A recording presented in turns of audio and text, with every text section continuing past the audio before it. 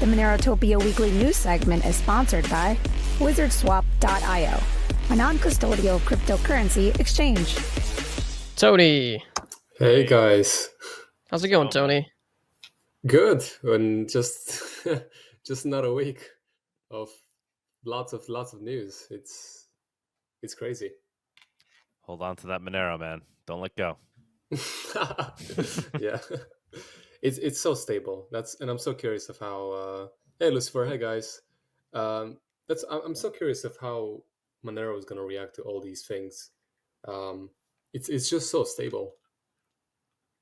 Well, we had Arctic on last week talking about how Monero can flip Bitcoin in the bear market, in some brutal bear market, if it, so who knows? But I think I doubt, but always can have some hope. Yeah. I mean, that would be wild. That'd be wild. I think that's like kind of ultimately what a lot of us think in the back of our minds is how things could play out. But I don't know. That would that would be wild. Make for one hell of a MoneroTopia show, though. The day we That'll watch be a huge Monero cross Bitcoin in market cap. That's gonna be a 3-hour body video. Yeah. 2-hour news segment. But inevitably, I think it's coming. Just because it, like we know, Bitcoin doesn't work in the long term, and there's a lot of issues. And we'll actually talk about Michael Saylor and how he can default on his Bitcoin, and in his latest SEC filing, he can actually sell all his Bitcoin. Yes, I saw that. Yeah, it's crazy.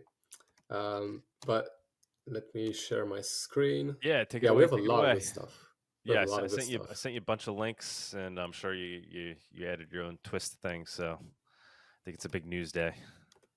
Yeah, we have a lot of good stuff. I think in the first half, I'm just going to talk about Monero stuff, and then we're going to get into different kind of topics, I guess more political. But the first thing, and maybe we have more like newer listeners as well, so I said to talk about this for a bit. Does Monero have a future? And this person asked on Reddit, as someone who was just about thinking about buying Monero, I've quickly realized that it's not tradable on a lot of the big exchanges, which actually we'll talk about it. I think I have a couple articles about this. I like the idea that Monero is a private, something I think we all have thought once was the whole initial idea of all cryptocurrencies, but soon learned they're far from private, right? So does Monero really have a future? For someone that doesn't own Monero right now, do you think it's worth acquiring some? If so, what's the best way to buy it in the UK, and what is the best cold storage paper wallet? So that's a very, very good post. And essentially, yes, I would say Monero does have a future, because regardless of whether the future is dystopian, and actually somebody put it kind of nicely in the comment section. The person said, let me turn the question upside down. Do you think anything but a private digital cash has a future in this dystopian world? But regardless of whether the future is dystopian or not, we still need a form of cash that is private, that nobody can see what you're doing. So we can have a very, very benevolent government, but I still want I still want opaque walls in my house. I still don't want people to see. I don't want transparent walls. I still want to have my own privacy. I don't want people to see what I'm doing, regardless of whether you're a benevolent person or not. So in this case, yes, Monero does have a future because of the privacy, and also it's just sustainable on the long term. With the telemission, we don't cap it, so we don't have this whole what's going to happen once the last Bitcoin is going to be mined, the fees and everything. You can use it as cash. You can use it to store. It's pretty stable right now. It's going to be a lot more stabler in the future. So yeah, I think I'm not going to tell you go and buy it. Do you make your own decision? I can't tell you just go and pump our bags. But yeah, make your own decision. But that's what I would say about it. I would say Monero has a future, and plus it's just getting better and better. We're gonna get huge updates coming soon. So yeah, I love Monero. I actually found a picture a couple of days ago of my Twitter profile a couple of years ago when I had the laser eyes as my profile picture. God, it's so cringe. But I was hardcore into Bitcoin, and then I just read more into Monero when there were a lot less resources than we have today, and I just converted to Monero. I love Monero. I love what it does, and I love the way it's growing. So, and that's why I'm here. Now, let's talk about the Bitcoin subreddit. And just if you have anything, like if you try to change the mind of Bitcoiners, just don't go to the subreddit on Bitcoin, because you're just gonna get banned. No matter if you're being polite. I mean, I assume most people are polite, but you're just gonna get banned. Like this person just asked, is Bitcoin still decentralized?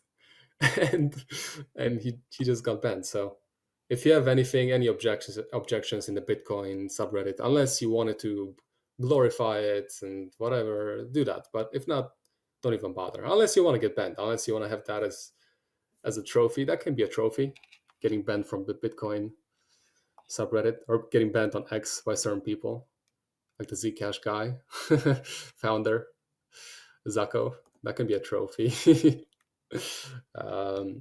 Yeah. Now, quick FCMP++ optimization competition. So, officially announcing a contest to optimize two libraries used in Monero's proposed upgrade to FCMP++, Helioselene and EC divisors. And the winner of for Helioselene will receive 100 Monero, and the winner for EC divisors will receive 250 Monero. This Monero will be paid out from the Monero General Fund. The contest will be open for submissions Monday, April 28th, and will stop accepting submissions Monday, June 30th. So if you think you have the skills, or if you know somebody that has the skills, share, and let's get a competition going. It's exciting. Now let's talk about Exodus. I actually used to have Exodus, and I think I used to have my Monero on it like years ago, a long time ago. But yeah, they said the current XMR experience no longer meets the standards we hold for usability and reliability in our wallet.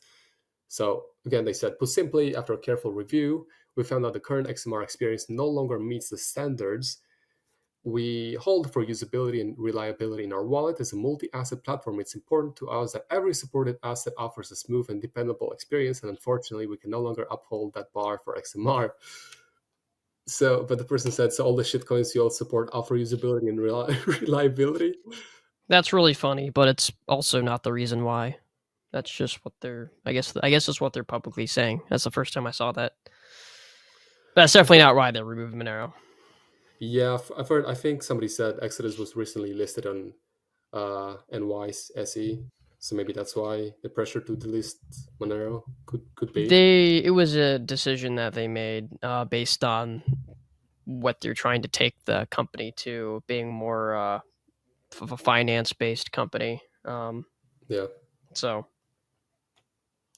I guess going the Coinbase trajectory, they're definitely not going to have Monero on the platform. Definitely not. Yeah, but Exodus will be ending the support for Monero, but they recommended that users migrate to Cake Wallet. So if you have been using Exodus, then you can migrate to Cake Wallet.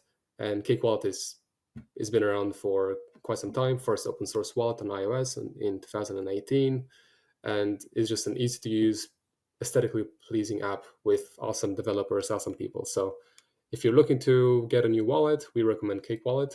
That's the one that we use, and that's the one that I really like as well. It's just very easy to use, and it has so many features. So yeah.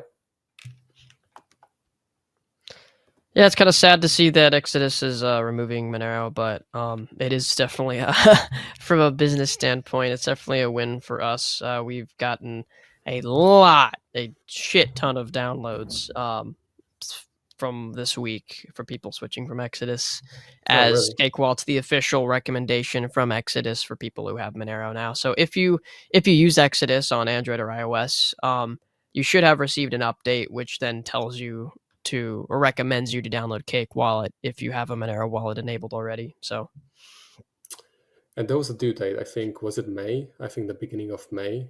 I think you have like a month to transfer your funds or something.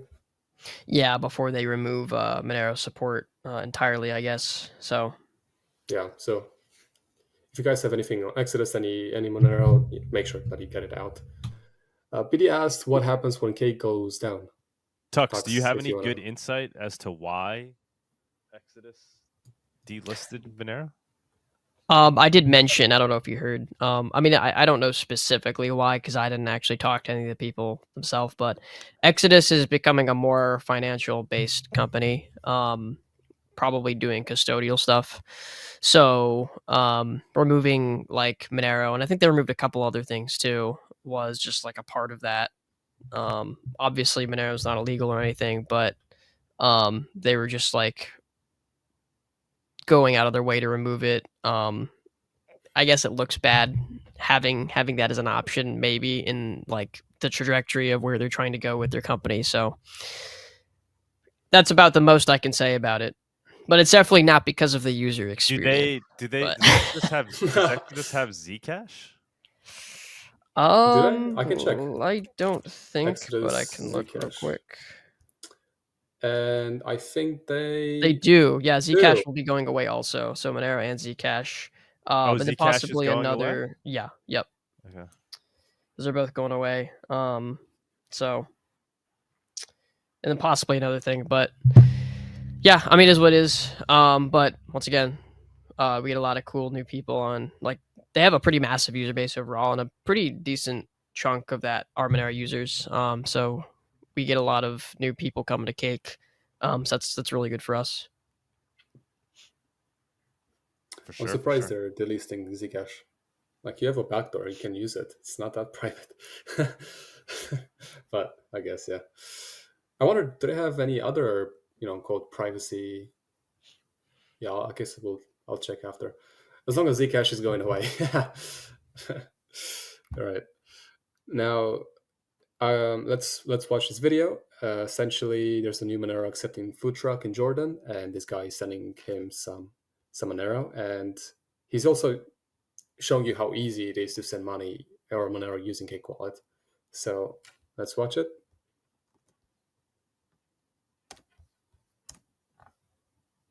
Quick and easy it is to send Monero, the untraceable cryptocurrency of the darknet, all the way from Lake Tahoe, California to the country of Jordan, where Mr. Donuts and Waffles has started a Kuno fundraiser to expand his business, to expand Monero adoption.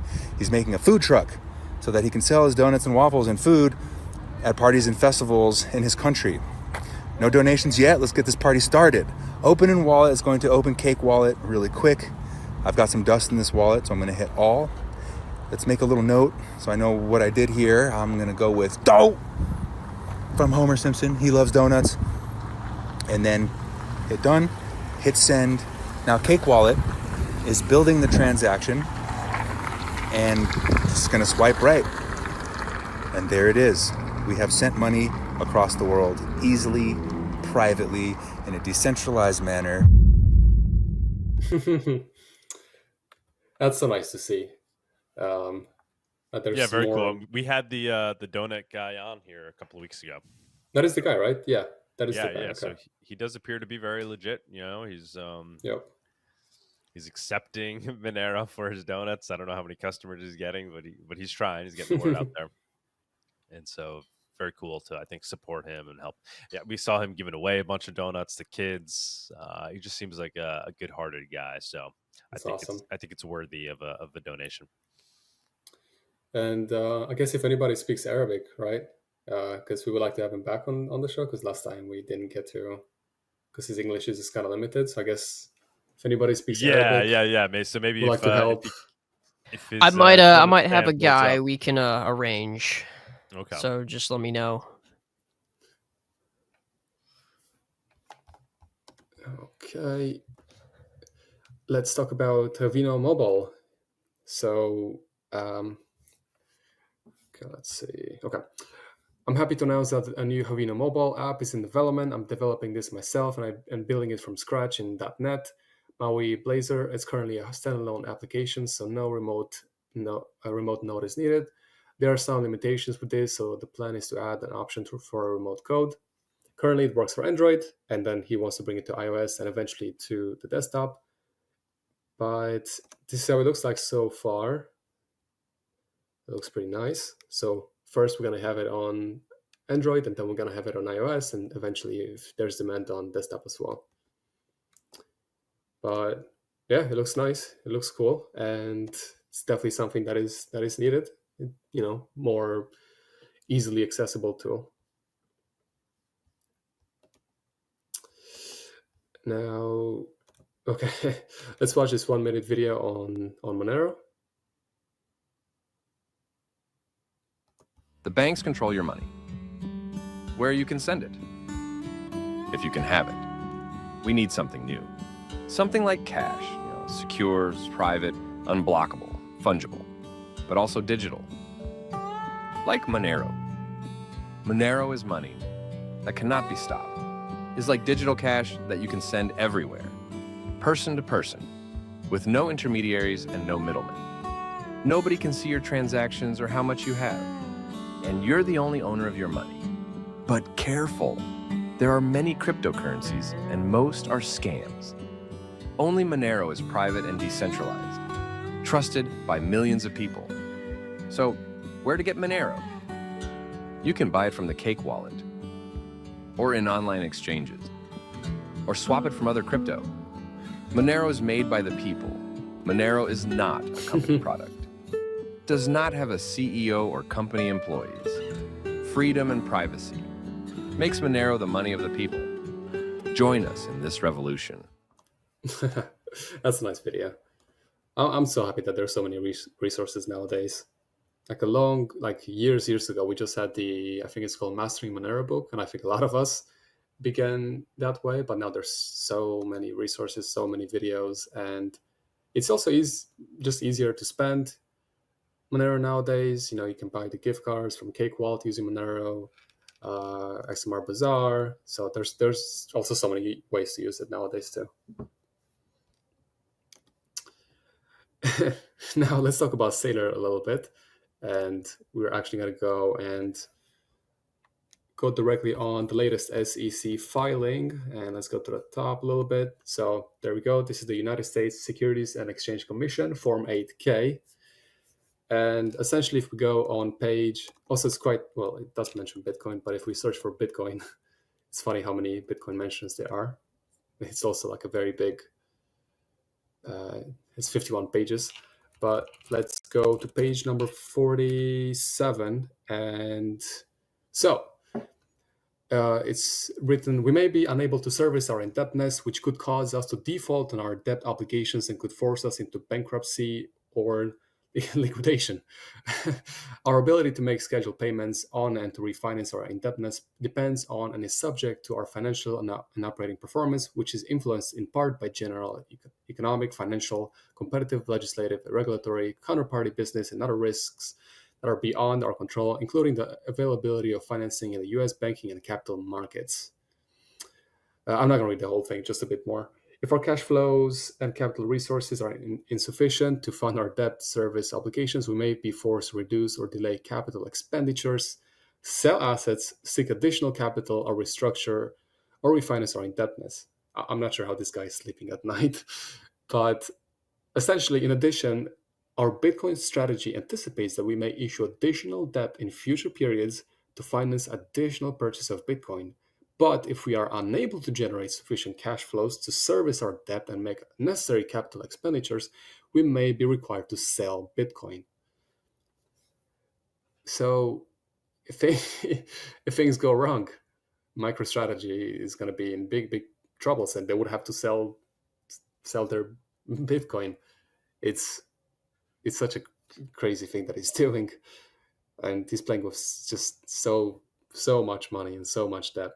It's just debt upon debt upon debt. It's crazy. I forgot what I think there's a price at which if Bitcoin goes to, then he has to default. I think I Like don't remember. 57K or something like that.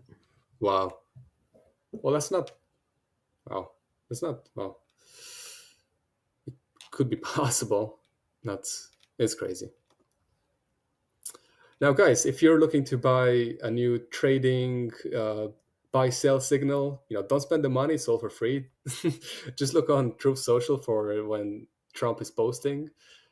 So 3 hours before the 90-day tariff pause announcement, he said, "This is a great time to buy DJT." And a couple hours later, the markets were going up. So I guess like before, when he posted that, he made sure all his friends, they put the option calls, and then he posted this.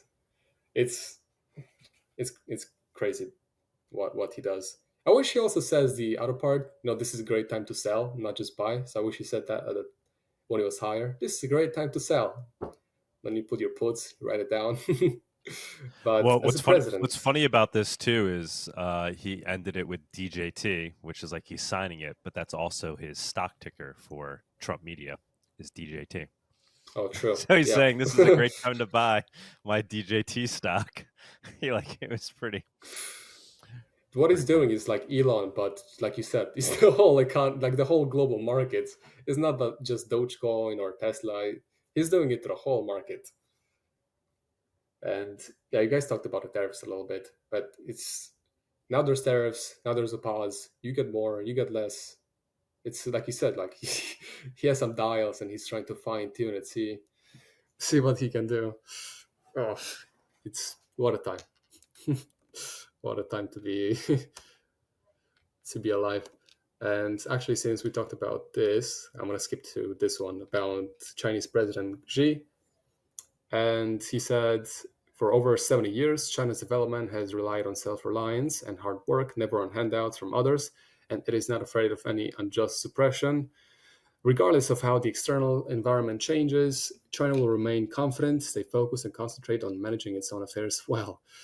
And Xi responded to Trump's latest tariffs, which I think they're over 100% as of now, by hiking tariffs on American goods to 125%. So they both have over 100% tariffs on each other, as far as I know as of now, because things change so fast now. But yeah, we do have some developments. So just happened a little while ago, I think, during Body's price report. I don't know if Body brought it up. I don't think he did, but they just recently announced an exemption for smartphones and computers from new tariffs. So obviously that was like one of the bigger concerns, right? That iPhones would 3x in price. All the electronics that we receive from China that would be tariffed, all those costs would be passed on to the customer. So now they exempted electronics essentially from being tariffed from China. So that's certainly a big win for Apple. So I'm sure Apple's stock is skyrocketing right now. It did go up. Yeah, Apple was preparing for those tariffs. They had shipped 5 airplanes worth of iPhones to the United States very quickly on the news of the even further hiked China tariffs. Okay, yeah, see, Apple's up like 4% right now. But now with the this inclusion of those things being exempt, yeah, it'll be better for the tech companies for sure. Yeah, I can just imagine what Tim Cook and all the other CEOs had to think. Like, Tim Apple. Yeah, Tim Apple. I'm sure they paid their due. So. Yeah, well, we got it's the whole thing is crazy. Like, yeah, okay, get the labor force, put it back in the US, but things will be more expensive because we can't pay them the labors that China does. I don't know. It's my thing is that Europe can't really have a say in this whole thing. It doesn't have competition to any of the US companies, big companies, but China does. It has a competitor for everything. Oof. They have their own Google, they have their own Uber, they have WeChat, you can do everything.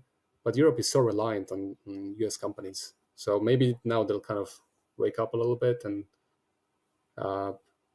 try to come up with their own innovation instead of relying so much. But I don't know. Lucifer said, our people need our listening spy phones. I mean, smartphones, right? They do. Exactly. That was the fear. People won't buy the iPhones anymore. How are we going to spy on everybody? Yeah, but it was interesting. People making all kinds of statistics of how much an iPhone is going to cost, how much the MacBook is going to cost, and all these things. Wow, so that news drop just came out today? Like now? Yeah, that just came out like an hour or so ago, which is what, yeah, I Wow. mean, people were buying iPhones. I'm sure like the iPhone sales Yeah. probably. Yeah, I bet a lot of tech stuff saw Yeah. a small bump in sales of people anticipating prices going up, so everyone went out and bought the latest thing. I had family talking about it actually. Oh, let's go and buy So in a one way, it's now, almost like thinking. Trump did a favor to the tech companies, Yeah, because it turns out, 100%. oh, actually, they're exempt already anyway, so there was no need for this Right. panic. After you got all these people to go out and buy your products, now you're announcing, oh no, they won't be tariffed anyway. God. So they'll see a nice bump in revenue. Maybe that's why Tim Cook was silent on X. He didn't say anything because he knew that he'll be fine in the end. It's like, Good news for the Noto though. I wasn't really even sure how that was all going to go down. So it the looks like Noto will Noto cost $5,000. looks like the Noto is now in the clear, guys. We are not adding a tariff yet. 10,000 notos. That's funny. Now let's talk about Bobby. Now I don't know what to say about this. So I want your guys' input too. But essentially, here he talked about uh, vaccines, and he said the most effective way to prevent and spread of measles is the MMR vaccine. And the guy who posted a picture said, "Hey Bobby, just blink twice if you're being blackmailed. This is damning." And then he posted a little screenshot which said, "Measles outbreaks have been fabricated to create fear that in turn forces government officials to do something, unquote. They done inflict unnecessary and risky vaccines on millions of children." And that's in the measles book.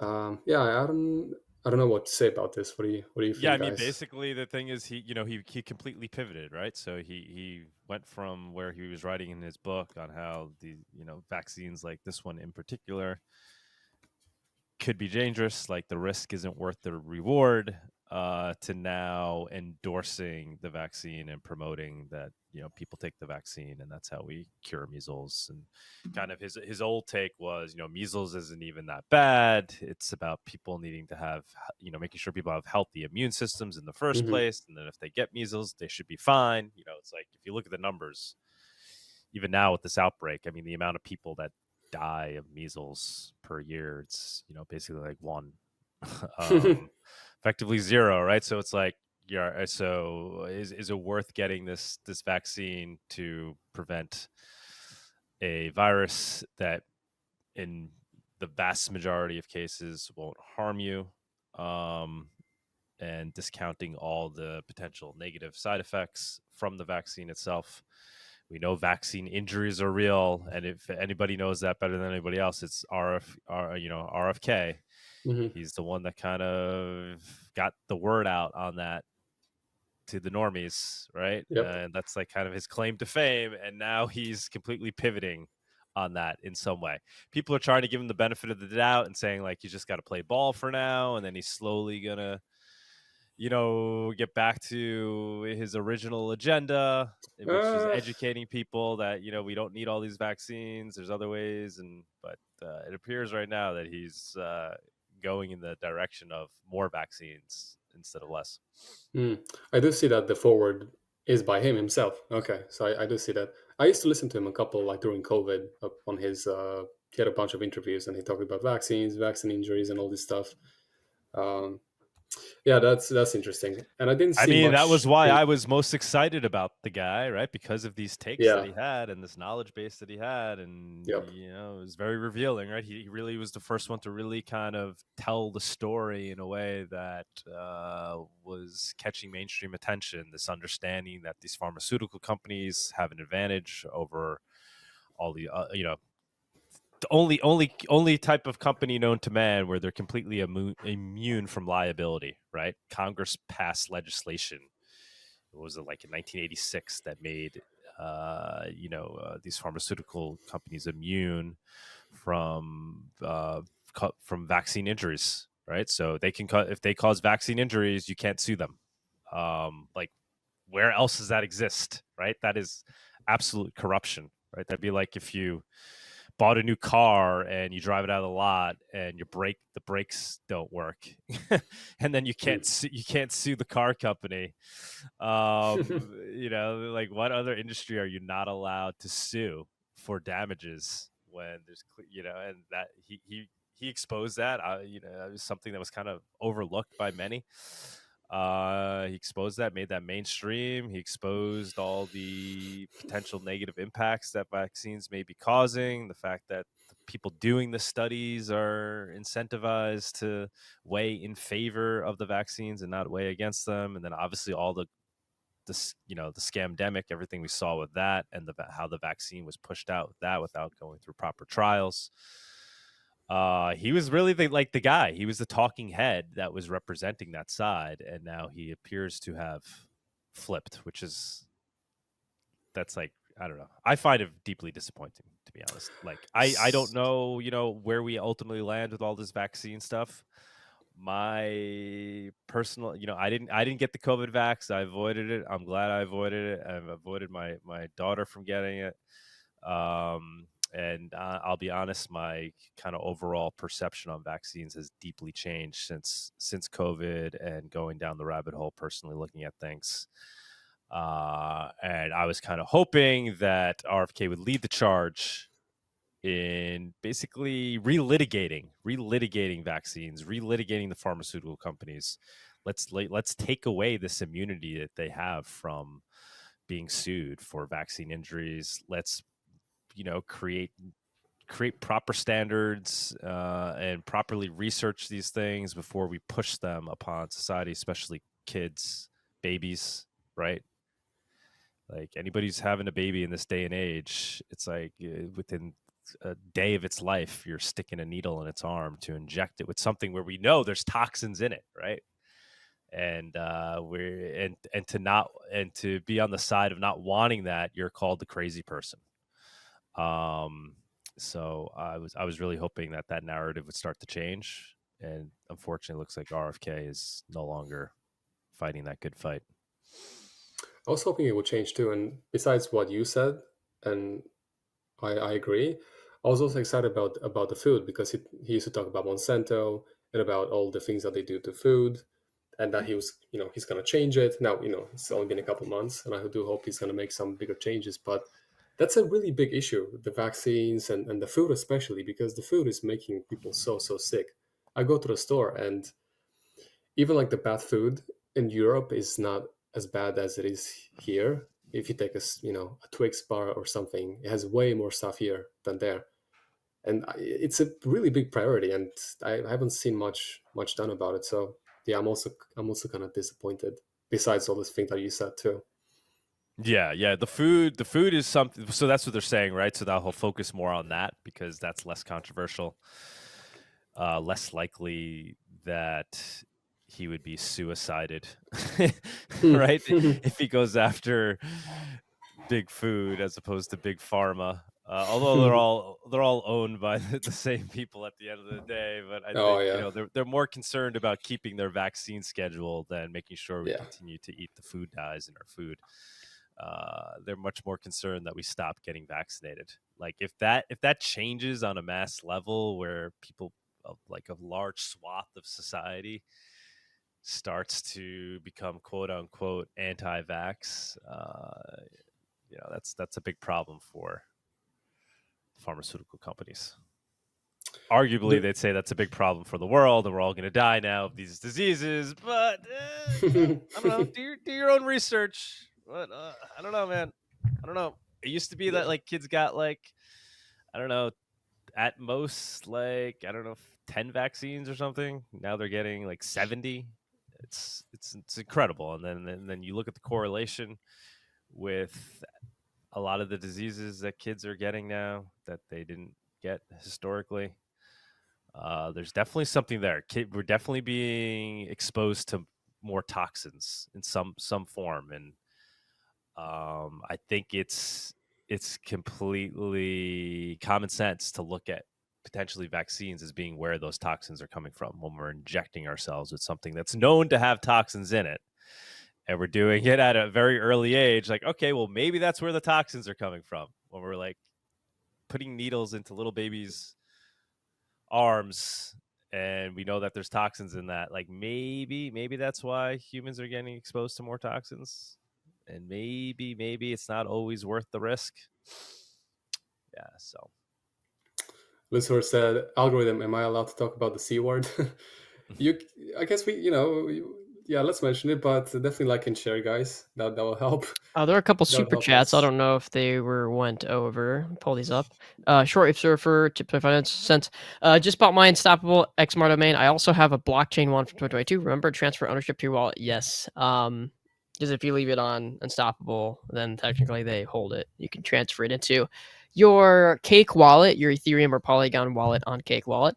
And Cyrus tip 25 cents. Why did Cake change the icon? Can I still use the old icon locally?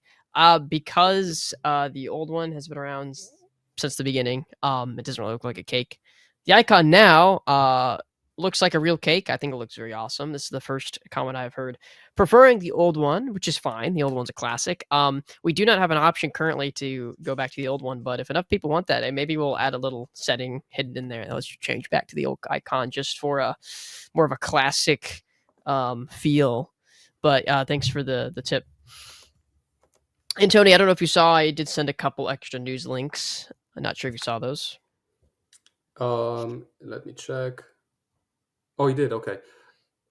I have just a few left, and then I'll get those too, okay? Yep, no worries. Thank you. Okay, let's talk about real IDs. So starting May 7th, you will need a real ID to fly. Real IDs make identification harder to forge, thwarting criminals and terrorists. If you plan to fly, make sure you get a real ID so you won't be denied from your flight or face travel delays.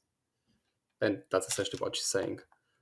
Now, I tried to look into it, so I will need some input from you guys, but they've been trying to do this for years. Ever since I got my driver's license, they've been trying to enforce it, and it looks like maybe they're finally getting around to doing that. The real ID essentially means that instead of like the information just being present on this piece of plastic, there's a federal database which has this information on it as well.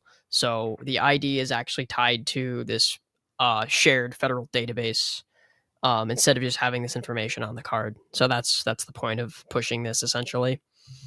Oh, I see. Okay. At least that's my understanding. It might be more than that, but and it's a step towards digital IDs, right? Yeah, because then if they have this database. Yeah, well, yeah, effectively it already is a digital ID at that point. I mean, it's a physical card, but the information exists on this federal database that's shared. Instead of just each municipality having their own system, there's a more shared federal system that is what Real ID is basically. So the next iteration is you're just downloading an app on your phone or some kind of card that's integrating with iPhone and whatever, and now you have your ID literally in digital form. Like it's just. But the irony about that is that it's not going to actually, like, the part of it being digital has already happened. Like once you're able to use it on your iPhone, like there's several states that enrolled into the Apple wallet ID pass thing. But that's not any like. There's literally nothing worse about that than what's already happened. Like the part of it becoming digital has already happened, and it being on your phone is not going to change anything.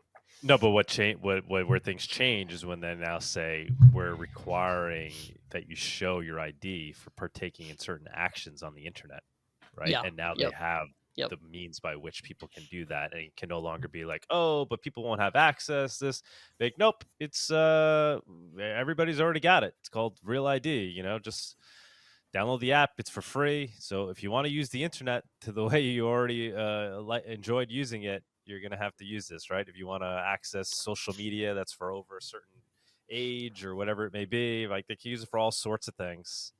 And now they are dictating how we can consume the internet. Unless you have a passport, you can use the passport to travel instead of a Real ID. But at some point, they're going to do more things, like going forward, you're not going to be able to have an ID that's not a Real ID. It has to like all new IDs issued are, I think at this point already are Real ID. So, but yeah, I think so as well. Do you think digital IDs for the internet are coming? I definitely think it's going to happen. Maybe not happen in the US right away, but we'll see it pop up in other places. UK. Sure. It's going to be one of the first places, I think. Yeah. I mean, China already has some of these, digital like social credit systems in And place then to a eventually degree. we'll see it in the U.S. and it'll be pushed. It won't be pushed by like some extreme left agenda. It'll be end up being implemented by the right because they'll be like, oh, I don't know. It could be anything, right? Like for accessing porn sites, right? You're gonna have to show like the proof that you're right. I mean, then arguably these could be good things for society, but this is how they then slip it into the system, and next thing you know, you need your digital ID just for when you put a certain prompt into a freaking chat GPT. Yeah, I think this will be the excuses for them to do it, just like they do in crypto. When we know Exactly. that the illicit transactions are, I think, sub 1% or whatever, but now they're pushing KYC and all this stuff. Yeah, for sure. I think it's gonna be just an excuse to to push it. But I think also in China they have I mean they have all kinds of surveillance systems. But if you spend too much time playing games or something, if you're under 18, you can only play so much, and then you just can't play for the day or something like that. They have all kinds of stuff. But yeah, for now, if you have a passport, you can use it. But regardless of all this stuff, you still nowadays when you go to the airports, I mean, you can skip that, but you can just go and scan your face. You scan your passport, and they scan your face, and then you can go and you can skip, going to the actual officers. I mean, you can still opt out of that, but I guess maybe eventually just scan your face anyway, and then you know. So yeah, it's gonna be digitalized for sure eventually. Maybe next year, or I don't know, but it's coming for sure. And I definitely I definitely think it's gonna be in the UK or something where they're gonna introduce Yeah. IDs if you want to go on the internet to combat hate and whatever. Yeah, what's gonna happen is that to use like X whatever, you have to present your ID, because if you're under whatever age, you won't be able to use the website. And then it's gonna tie everything you say back to you. And if you say something that's under their very vague hate speech laws, then they have easy means to go after you. Yeah, I think unfortunately the new generation is not going to know the thrill of the rebellion of signing up on a website and lying about your age. Like for example, Steam, when you try to watch a certain game, but it has a lot of Yes, Steam. violence. I'm 120 years old. I'm 60 years old, Steam. Just let me go and. That's funny. Yeah, or like I know in Europe or Romania, even when you want to watch but just the regular movie on the TV, they say if you're under 12, you shouldn't watch it. You should be with with parents or something. But you feel so good because there's no parents around and you're watching by yourself. So I guess the new generation might not get that feel of thrill of rebellion. But in New York, there's a new bill proposed, aiming to let New York state agencies to accept cryptocurrency as a payment option. And here is the paper: an ACT to amend the state finance law in relation to allowing New York state agencies to accept cryptocurrencies as a form of payment.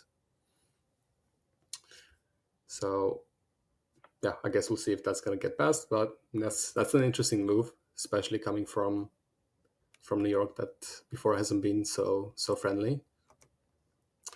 And okay, now actually, yeah, let's talk about this, and then we're gonna go into. We're seeing a lot of, I guess, crypto positive things, and that the U.S. now is super crypto positive. They want to be the crypto capital of the world, as we see right here. Congressman Mikey Carey said, "Just now, POTUS signed my bill to repeal to the IRS DeFi crypto broker rule," and then he said, House GOP is working to keep America as the crypto capital of the world. But is it going to be the privacy capital of the world too, or just the crypto? And I got a couple news articles on that. But essentially, no, it's not going to be that privacy friendly for sure. But the IRS DeFi crypto broker was signed under the Biden administration, and eventually, essentially what he wanted to do is to require DeFi protocols to report transactions to the IRS. It was set to take effect in 2027, and it would have expanded the tax authorities' existing reporting requirements to include DeFi platforms, requiring them to disclose gross proceeds from crypto sales, including information regarding taxpayers involved in the transaction. But that's not going to be in effect anymore. So, that seems to be a step in a positive direction. But now let's talk about the DOJ, and we're going to talk about Tornado Cash, and things that we talked in the past. So DOJ scraps crypto unit, tells staff to ignore crypto exchanges and mixers. The Trump administration scrapped the DOJ crypto policing unit yesterday, accusing the previous government of pursuing a reckless strategy of regulation by prosecution. In the DOJ memo, Deputy Attorney General Todd Blanche announced that the National Cryptocurrency Enforcement Team, NCET, would be disbanded effective immediately in line with Trump's January crypto executive order. Blanche reportedly told DOJ employees to avoid pursuing cases against different crypto exchanges, crypto mixers, and offline wallets. Instead, he told them to focus on prosecuting individuals who victimize digital asset investors. And as we've seen, there were a lot of cases dropped against all the biggest crypto exchanges, Binance and Coinbase, and a lot of them. We talked about it in the past. Now, the NCET has helped with inquiries against the likes of Binance, Crypto Mixer, Tornado Cash, Sam Bankman-Fried, suspected North Korean hackers. So the NCET's shuttering is another sign of the Trump administration's lax approach to crypto policy, which has seen numerous lawsuits against crypto firms dropped entirely or paused. So they're dropping lawsuits against crypto firms. Okay, great. But is that a positive thing? Because now essentially they want to prosecute the individuals. So, okay, leave those exchanges alone, but essentially let's go after the people. And now I want to go over Lola's X post, because it goes into this. So she said, I know we're all excited that the DOJ claims to stop prosecuting developers, right, dropping lawsuits, all this stuff, but she said, have any of you actually read the memo? Because the door to prosecute devs seems to be deliberately left wide open to do exactly that. She said, we still don't know what otherwise transmit or transfer means. We still don't know what knowingly and willfully mean in the case of non-custodial or immutable services. Charges will be evaluated on a case-by-case basis, and the statute used to bring charges against Samurai and Tornado Cash devs is specifically excluded. So what does the DOJ memo actually change besides making grand proclamations? It's not clear. What we do know is that the DOJ is painting both Samurai and Tornado Cash developers as having, and it's interesting, as having intentionally built services to enrich themselves on criminal conduct. So that was the point of these services, to enrich themselves on criminal conduct, and that the DOJ is prioritizing cracking down hard on such criminals. So drop the cases on the big corporations, but go against the guys, go against privacy, essentially. So until the DOJ has evaluated the ongoing cases and come to a definite conclusion, it seems safer to err on the side of caution and not believe everything you see on X or in the government memo. So yes, it does seem that they're becoming crypto friendly, but they're not actually becoming privacy friendly. And this is the last article from me, and then we'll go into what Doc sent me to. I'll get that over in a sec. But this is again from Lola.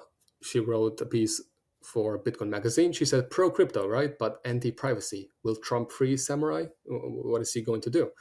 We talked about a couple episodes ago about how the Treasury essentially removed Tornado Cash's OFAC SDN list, and filed a lawsuit by Tornado Cash users in a Texas District Court case that has become known as Van Loon versus U.S. Department of the Treasury, in which it was argued that the sanctioning of the software was unlawful and violated the right to free speech, right? Okay, that sounds good.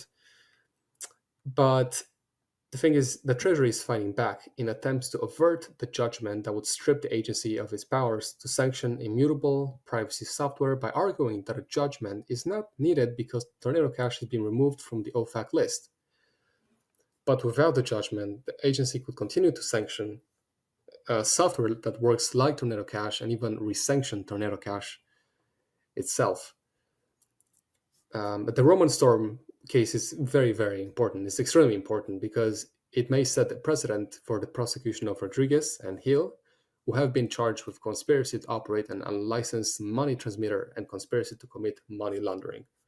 It's quite insane what they've been charged for, that they purposely wanted to create a system in which they could just launder money for people and make money out of it. It's crazy.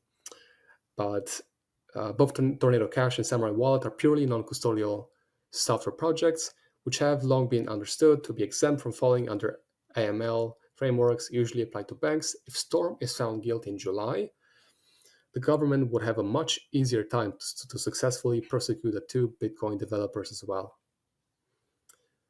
All in all, yeah, I'm curious to see how things will evolve, but I don't think that they're going to be privacy friendly. Sure, they are on-code crypto friendly, but they're not going to be privacy friendly, and they don't want us to have privacy ultimately. So we'll see what's going to happen to the Roman case and the other case as well. But yeah, so far, I mean, I don't know. We'll have to see. Let me get Tux's links too. Give me 1 second. Okay.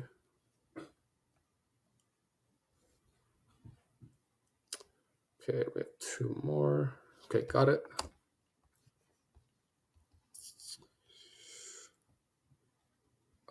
Is it just 1? I think it's just 1. No, it is 2 links. It is 2? Okay, got 1. Oh, it is 2, okay. Okay, while I get the other one, let's watch this. So, Taproot Freak posted on X, pay at the Spar supermarket in Zug, Switzerland with USDT and the Cake wallet.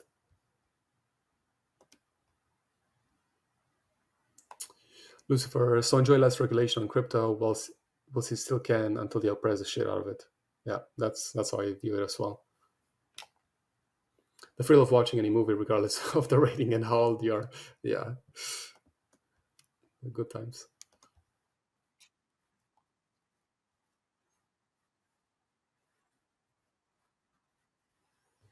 Oh, no audio.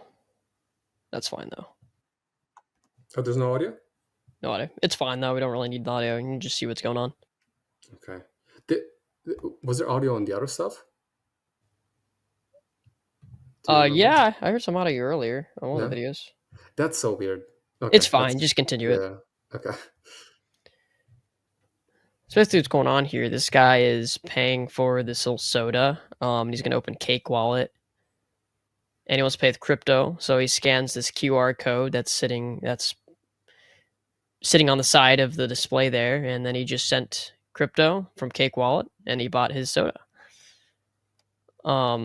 This is a newer API from DFX, the exchange DFX. They created what's called the Open Crypto Pay. It's like this API that allows you to set up crypto payments pretty easily. And it's designed to be used mostly in Switzerland, so you can immediately convert the crypto into the Swiss currency. But it involves a static QR code. Instead of having a device generate a QR code, which requires custom software on the device, there's just a static QR code that you can put anywhere around the POS. And then Cake Wallet will basically make a call to the API that's embedded in the QR code, and then it will receive the payment information. So it's a cheaper and easier way to set up crypto without needing like custom software on a device. I don't fully know how it works. I'm just starting to look into it myself. But it is something that does already work in Cake Wallet. So, yeah. Nice. And also this one too. This one is very cool too. This one is very cool. This guy, Tyler Durden, I think he runs Zero Hedge, right? He's a pretty big account. I'm pretty sure he runs Zero Hedge. But yeah, basically he retweeted Vic about testing out BirdPay.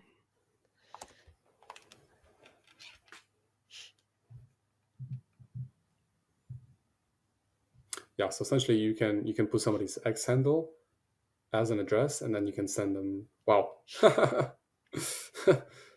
that's cool.